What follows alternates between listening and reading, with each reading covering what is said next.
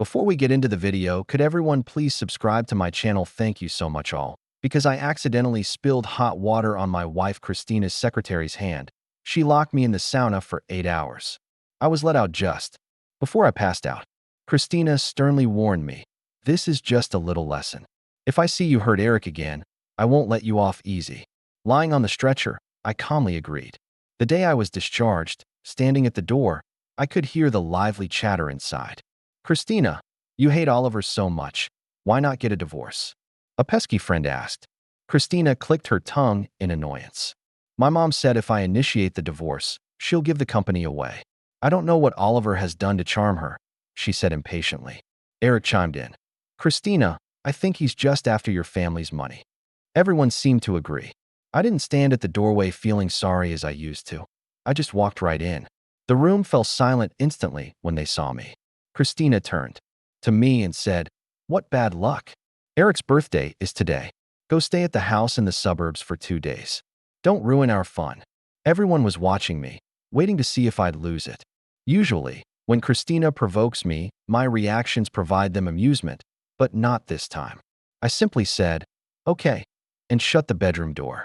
Lying on the bed, I got a message from Christina's mom. "Oliver, are you really thinking of leaving?" "Christina?" I looked at the photo on Christina's nightstand, her beaming arm in arm with another man. It had been there since I moved in. At one time, I accidentally knocked it over during cleaning. She screamed at me, "Auntie, as you know, I started this because of you. Now that Christina's over it, there's no point in continuing." She sighed. Regretfully, "Too bad. I'll transfer the money I promised after it's all over to your account soon." I stared at the photo, then finally said, "Okay, thank you." Having stayed 6 years for Christina, it's time I lived my own life. After the call, I couldn't snap out of it. The door suddenly opened, and Christina came in with Eric. "Change the sheets. Eric's staying over," she ordered. Eric gave me a pitying look and said, "Christina, no need. I don't want Oliver to feel bad." Christina glared at me. "Hurry up and change them." I couldn't help but chuckle at Eric's face, which looked somewhat like the man in the photo. If someone else can make her happy, I guess my job's done. We'll go our separate ways from here. Eric whispered something to Christina, making her eyes light up. "Oliver, you don't need to move out. I'm used to you being here. Stay." Her usual, demeaning tone didn't faze me. I went to the cabinet, took out a box of condoms, and handed it to them. "We're not divorced yet. If you get pregnant, it might not look good for the company." Christina was momentarily dumbfounded, holding the box. I placed it in her hand and left. While lying in the guest room, my email pinged with a new message. "Oliver, congratulations on your acceptance to our school's jewelry design program. Please report soon." Reading this email, I sensed a whiff of freedom. It made me smile. Finally, a step forward. My stagnant life. The next morning, Christina's assistant was in the living room when I got up. Looking at the folder she held, I said, "If you have something to do, go ahead. I'll get it signed." With a hesitant glance at her watch, she handed me the folder and left that I slipped the divorce papers into the folder and started making breakfast. When Christina got up, I was eating noodles. She looked at me disdainfully. "You're eating that? I want porridge." Finishing my meal, I handed her the folder. "The assistant sent this over this morning." Without a glance, she signed it, taking the chance to criticize me for stealing her assistant's job. With the folder in hand, I prepared to leave. "I'm heading to the hospital later," I told her calmly. Christina wanted to demand porridge, but Eric came out of the bedroom. "Christina, am I up late?" As she turned to talk to him, I left, not seeing her loaded expression. Outside, I pulled the divorce papers from the folder. Maybe it's our years together that made her not even look at the documents before signing the divorce. The cooling-off period is 30 days. After that, I leave. Returning from the law firm, I went to pack my things. Seeing me, Christina looked surprised. "Didn't I say you didn't need to move?" I paused, saying dismissively, "Now that Eric's here, it's inconvenient for me to come and go." Her words got caught in her throat. Since returning from the hospital, she noticed I was a bit different. Before she could ask, Eric called for dinner. Christina went out, and I closed my eyes, packing. Looking at the small space of clothes I had, I thought to myself, 6 years of marriage, and this collection was all I owned here. After packing up my clothes, I put the gift I got for Christina in a trash bag. We've been married for so long, and for every holiday and birthday, I prepared something for her. Now they're just collecting dust in a corner. If that's the case, there's no point in keeping them around anymore. Yes, I dragged my suitcase to the guest room. Eric happily invited me to eat with them. Christina was clumsily peeling shrimp for him and didn't even glance at me. I forced a smile and politely said, "No thanks. You guys go ahead." Christina looked up at me for the first time when she heard that. I calmly averted my gaze and walked toward the guest room. "Wait." Christina suddenly called out to me. I turned back, confused, and looked at her. "Come eat with us," she said, sounding a bit awkward. I looked at her surprised, but ended up refusing. Christina seemed frustrated by my refusal, snapping, "Eat if you want or don't." After setting down my luggage, I caught a glimpse of myself in the mirror. My face was fair and delicate, but when I tried to smile, it felt like I was wearing a mask. There was an indescribable exhaustion in my eyes. I chuckled bitterly. I hardly looked like someone in their 20s. Just hang in there a little longer, and I'll finally be freed. I was on the edge of sleep when Christina barged in, panicked. "Oliver, come with me to take Eric to the hospital." He burned his hand. I frowned. I was thinking to refuse, but Christina already had me out the door. "Christina, don't bother Eric with a hospital visit." "I'm fine, just a little sting," Eric said, holding his burned hand. I noticed the drops of chili oil on his hand. It looked painful. Burns can be serious or minor, but they might leave scars, Christina said anxiously, watching all this. My eyes drifted to the scar on my own hand from that day when Christina had friends over for hot pot. Eric had deliberately poured the boiling soup on my hand. I was about to confront him, but Christina shielded him, giving me a contemptuous look. "Eric didn't do it on purpose. You seem fine, so stop making a fuss." In the end, I took some painkillers to dull it down and went to the hospital by myself. The scar stayed there. Seeing Christina so worried now made me realize she knew burns could scar, but back then, it was only me who got hurt. As we took Eric to the hospital, we hit the evening rush hour. Christina kept urging me to drive faster. Once the light turned green, a car suddenly veered out of control, heading straight for us. The moment we collided, I felt a crushing pain in my lower body. Christina's voice came from the back seat, urgent. "Oliver, how are you feeling? The ambulance is on its way. Hang in there." Hearing her voice, I realized she seemed fine. The back of the car must have hit the crash barrier. "Oliver," she started again, but Eric's cries of pain interrupted. "Eric, where are you hurt?" "What hurts? I'm just in a bit of pain in my hand." "Don't worry about me," I replied. "Oliver seems really hurt. Go check on him," Eric whispered weakly. Christina was even more distressed by his words. She told him to hold on. The ambulance would be there soon. When the ambulance arrived, Christina led the EMTs toward Eric. "Here's someone injured. Come quickly." The urgency in her voice made them think it was serious, so one went with her. Before long, I heard the doctor's stern voice. "This is a waste of our time. He's fine." Christina, who usually cared about her image, threw a fit at the scene of the accident, yelling about filing a complaint for neglect. The doctor reluctantly bandaged Eric up. As Christina was about to take Eric to the hospital, she finally noticed the injuries on my legs. She froze, true panic in her eyes. "Oliver, does it hurt?" "I'll find you the best doctor," Eric quietly said. "Oliver, I'm so sorry. I shouldn't have gotten Christina to take me to the hospital. I should have just handled the pain myself to avoid all this." His pitiful demeanor tugged at Christina's heartstrings. She rushed back to comfort him and forgot about me completely. When the medical staff asked if I had any family, I calmly closed my eyes and said, "No. Let's go." At the hospital, I needed emergency surgery. "You'll need to stay in the hospital for a while," the doctor said. I nodded and asked if he could arrange an aide for me. Surprisingly, on the third day of my hospital stay, Christina visited. With a lunchbox, she checked my wounds with a slight tone of reproach. "Why didn't you tell me you were hurt this badly?" I smiled at her question. When she saw my smile, she hesitated, her face showing a hint of embarrassment. "I was distracted by Eric's injury that day." "I didn't notice you were hurt too," she explained. "Yeah, I'm fine. You should go take care of Eric," I said calmly. She paused, tying her hair back. Being turned down, her face showed a trace of displeasure, but she managed to hold it back. Seeing my pale face, I had the housekeeper prepare you some nourishing meals. You should eat, she offered. I glanced at the shrimp in the box, gently pushing it away. No, thank you. Before I finished, Christina abruptly tossed the food onto the floor. Oliver, you're so ungrateful. Eat it if you want or don't, she dropped the line and stormed out, slamming the door behind her. I looked at the mess on the floor and buzzed for the nurse to help clean up. The nurse glanced at the spilled food and, puzzled, said, "Didn't the doctor say you could only have liquids? For now? Seems like the person bringing you meals isn't paying much attention." I just smiled without responding. After that day, Christina never showed up again. Eric sent me pictures every day. Christina and him watching the sunrise, stargazing, and trips to the racetrack. The day before I was discharged, Eric sent me their flight tickets to Europe.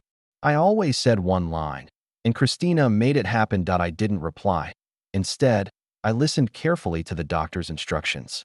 After getting home, I went straight to my room, grabbed my suitcase, and left the divorce papers on the table. Without hesitation, I left this cage I had lived in for 6 years. Goodbye, Christina. Sitting on the plane heading abroad, I looked out at the clouds and couldn't help but laugh. After frittering away 6 years, I was finally free to go find my own life. As soon as the plane landed, I got a message on my phone. You have received 50 million. After that, I immediately canceled my phone number, cutting off any way for Christina to contact me. After taking care of everything, I headed straight to the school to check in and move into the dorm. That night, I had the best sleep I've had in forever. In my dreams, I saw myself from 6 years ago when I was in college. A roommate falsely accused me of theft, and the whole school knew about it. When the counselor took me to the principal's office, no matter how much I denied it, they insisted I was guilty, demanding compensation and an apology. I asked for a police investigation, but the principal and counselor stopped me just when they were about to force me to write a confession. Christina's mom swooped in, saved me from their clutches, and called the cops. I later found out that the principal and counselor had taken money from my roommate to ensure I wouldn't qualify to study abroad. After everything settled, I formally thanked her for her help. She sighed and said, "If you really want to thank me, do me a favor." Then she told me about Christina and her first love, Henry. They grew up together, but the day before their wedding, Henry died in an accident trying to save Christina. After Christina woke up and learned about it, she was devastated, rarely leaving her room. They say the best way to forget someone is to start a new relationship. Her mom asked me to help Christina move on, promising money once it was over. Grateful for her help and understanding a mother's desperation, I agreed. After a chance meeting, I started pursuing Christina, eventually under her mom's encouragement. We got married. People said I was love-struck, that I lost all pride for a woman. Others claimed I was after her family's money. I tried my best for her over these 6 years, but I couldn't compete with someone who looked like Henry. Now that Eric was around, I could finally leave Christina behind. The next day, my new academic journey began. Campus life was vibrant. Besides classes, I joined a ton of extracurriculars. With the 50 million from Christina's mother, I could live freely and happily.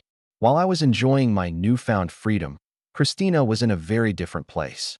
When she returned from Europe, she instinctively called out my name, but I wasn't there to respond. Christina frowned, asking the housekeeper why I wasn't back yet. After some reluctance, the housekeeper finally confessed I had already left. Christina waved it off casually, saying not to bother looking for me. Oliver's just bluffing, trying to scare me. Let him be. But her words caught in her throat when she spotted the divorce agreement I left on the table. As she stared at the signed papers, she remembered the contract I handed her that day. Fury burned in her eyes. Oliver, you've really outdone yourself. She couldn't believe I wanted a divorce after all. I had always seemed devoted just to her. Everyone called me her lapdog. How could I just leave so easily? Christina convinced herself I would come back. Meanwhile, her family walked on eggshells, terrified of setting her off. It wasn't until her mom handed her the divorce certificate that she realized I was gone for good. Christina's face shifted from confusion to rage in an instant. She couldn't fathom I had been planning this for a month, having spent 6 years with me.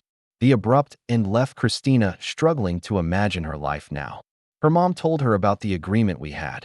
Christina refused to believe that everything I did for her was just a repayment of a debt. From the day we got our marriage certificate, I kept a divorce agreement ready, reminding myself that people aren't machines. Feelings grew when I started to care for Christina. She shattered my hopes repeatedly. Christina kept trying to call me, but I never answered. In frustration, she threw her phone at the wall. "Oliver, don't ever show your face to me again," she screamed. While abroad, I ran into an old college buddy, David.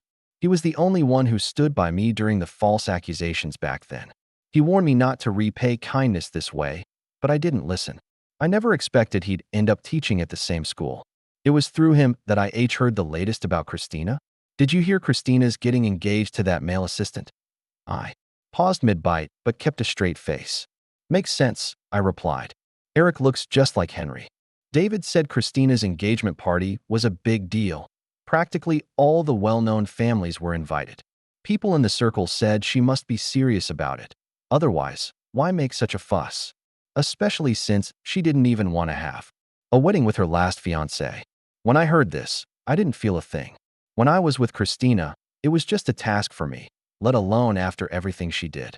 Now knowing she's getting engaged, I actually felt relieved. What caught me off guard was a week later when David came to me with gossip. Christina ran off on her engagement day. Just hearing his excited voice, I knew things must have gotten dramatic on the day of her engagement. Christina told everyone she regretted it, saying she loved someone else. Eric went nuts at the scene. Christina got fed up with him and kicked him out. After telling me all this, David added mysteriously, "The day after the engagement, Christina started asking around about you. She asked a lot of your friends if they knew where you were. She somehow managed to track me down through someone." I asked, confused, "Did something get into her?" David sipped his coffee and then told me, "After I left, Christina had a fever for 3 days. Back when I was around, I took care of her 24/7. Now with nobody putting her first, she started missing how attentive I was. Plus, after I left, some of her friends started saying how considerate I was. For various reasons, Christina became desperate to find me. Too bad she asked everyone, and no one knew where I was. She even went to her mom, who told her she gave me some money and hadn't contacted me since. Christina seemed to have gone mad, leaving her company affairs aside and only thinking about finding me. After hearing all this, I just sighed. She really lost her mind. Someone who used to find even looking at me annoying was now frantically searching for me. Crazy, right? But none of this affected my feelings anymore. After that day, I rarely heard news about Christina, fully focusing on my studies. While continuing my education, David and I started a jewelry design brand. It took me 6 years, but I finally started living the life I wanted. Time flew by, and it was graduation season again. I finally experienced my long overdue graduation ceremony.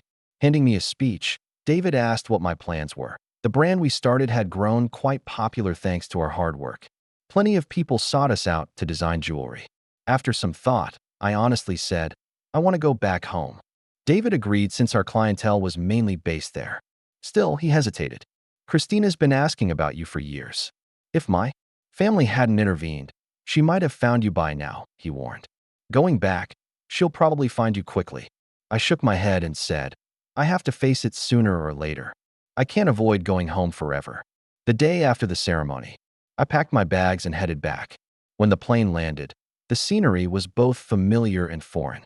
Taking a deep breath, I reminded myself it's a new beginning back home. While looking for a store location, that we began planning a small jewelry exhibition. I took a day to visit my mom's grave.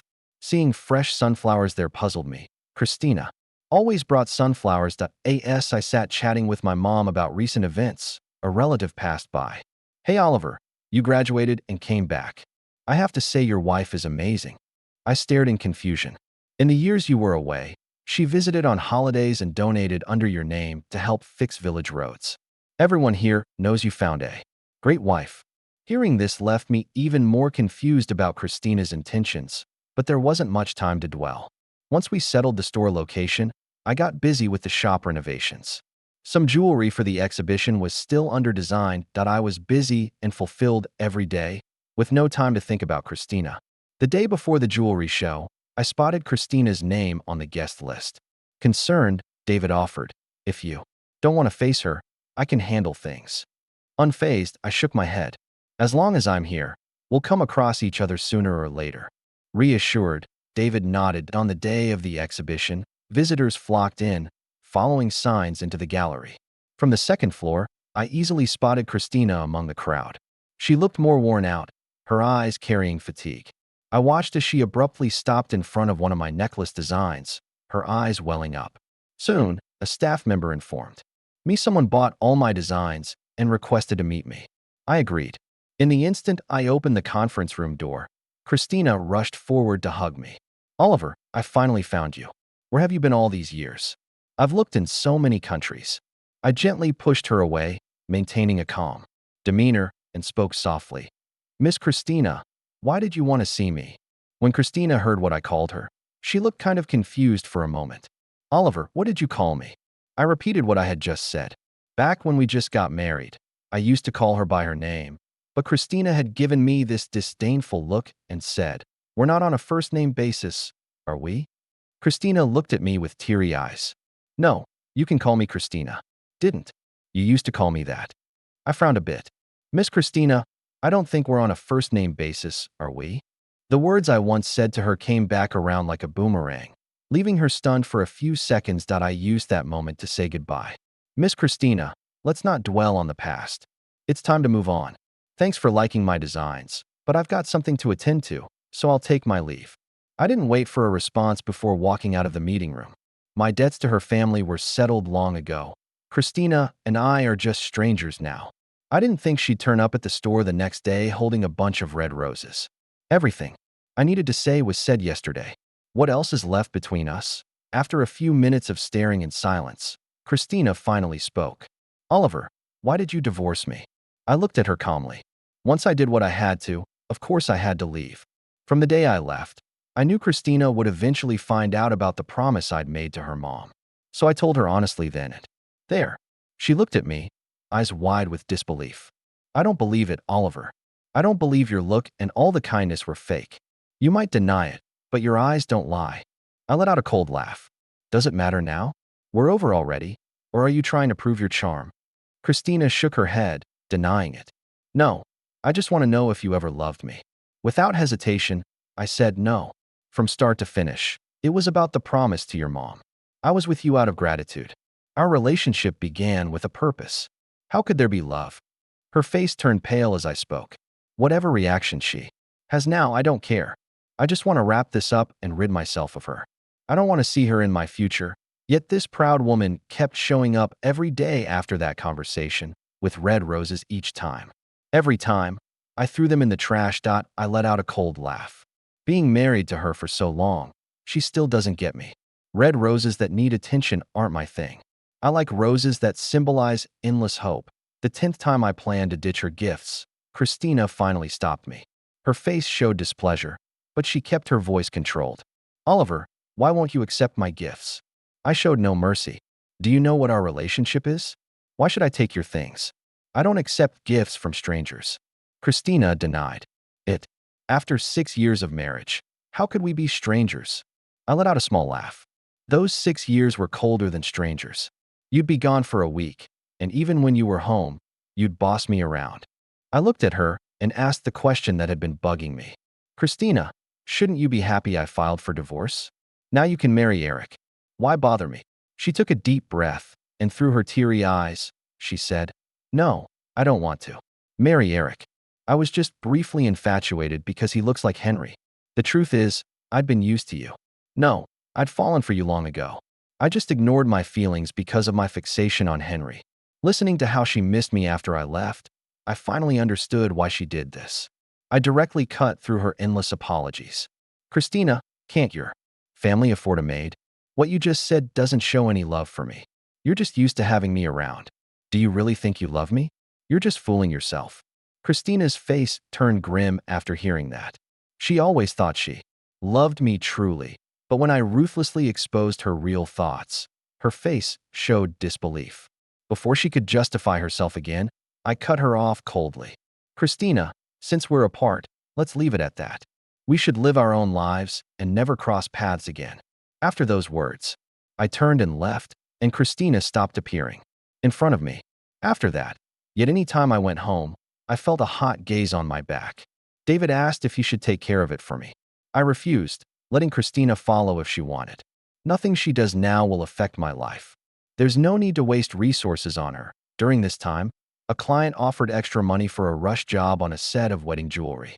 I've been working till midnight, heading home at 12. The day I finished the designs, it was already 2 a.m. when I left the office. That night, I felt like someone besides Christina was tailing me. So, I quickened my pace, but as I approached the neighborhood gate, Eric jumped out of the bushes with a knife. "Oliver, I finally found you." Seeing the crazed look on his face, I stepped back and coldly asked what he wanted. Eric screamed at me with a furious expression. "It's all your fault. If it wasn't for you, I would have had Christina by now. If it wasn't for you, I wouldn't be in this mess." A few days ago, I heard from a friend that Christina had fired Eric and told others in the industry to never hire him again. In the business world, many people give Christina some face for that. Plus, Eric had his own issues, so life has been getting worse for him by the day. Now he's blaming all his misfortunes on me. With bitterness clouding his judgment, Derek charged at me with a knife. As I backed away, I stumbled and fell to the ground. In a split second, I thought to myself, today must be my unlucky day. Just as the knife was about to strike, someone suddenly jumped in front of me. The knife that was meant for me ended up hitting Christina instead. Seeing the woman lying in a pool of blood, I felt dazed. I couldn't understand why she would do such a thing. Eric, seeing his knife hit Christina, couldn't help but shout, "Do you really love him this much? You said you loved me before." But before he could get a response from Christina, the security from the apartment complex subdued him. Christina scanned me over, and only after seeing I was okay did she relax and smile. "Oliver, as long as you're fine." I didn't respond. I just stared at her in a daze. The ambulance quickly rushed us to the hospital. I sat in front of the operating room, staring at the word surgery with my mind blank. I never thought Christina actually liked me, but today she jumped in front of me without hesitation. Christina's mom quickly arrived at the hospital. She looked at me with some disapproval in her eyes. "Since you left, why come back?" "If I had known this would happen, I would have never sought you out." Her words wiped away all my hesitation. "To be honest, you're partly to blame for Christina ending up like this." Just as she was about to say more, the operating room door opened. She hurriedly went to ask the doctor about Christina's condition. As soon as the doctor said there was no major problem, I turned and left. She was full of resentment seeing me leave without hesitation, but due to my recent success, she couldn't do anything. I thought after this, she would stop Christina from seeing me, but surprisingly, within a week, I got a call from her. Her tone was anxious, almost pleading. "Oliver, can you come to the hospital to see Christina? I'm begging you." When I showed up, the buzzing conversation in the room suddenly fell silent. "You've already cut ties with them. Now that this happened to Christina because of you, her mom won't let it slide," David said. I patted his shoulder to reassure him. I'm not the naive guy I used to be. When I got to the hospital and saw a barely recognizable Christina, I was shocked. When she saw me, her eyes lit up a bit. "Oliver, you're here. Do I look really ugly now?" Seeing the frustrated and helpless people around her, I instantly realized Christina was using a hunger strike to threaten them. "Christina, this is the last time I'll see you. The 6 years I wasted on you are enough. I don't want anything to do with you in the future." Ignoring the hurt in Christina's eyes, I continued, "Whether you go on a hunger strike or do something drastic, it's none of my business. Please don't disturb my life anymore." With that, I didn't look at her again and turned to leave. After that day, I never took a call from them again. The chapter between Christina and me is closed. Life is long, and there's nothing you can't get past. Only a bright future ahead.